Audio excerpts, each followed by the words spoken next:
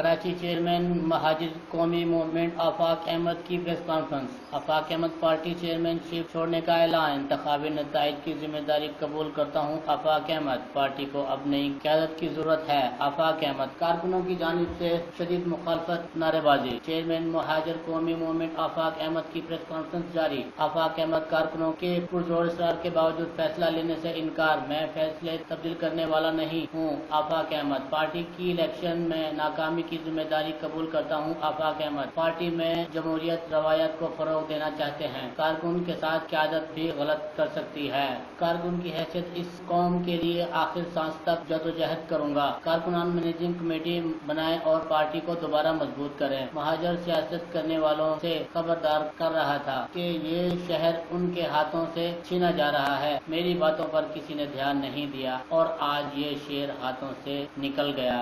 Camera مین team کے ہمراہ نہال عباسی، راز نیوز، کراچی۔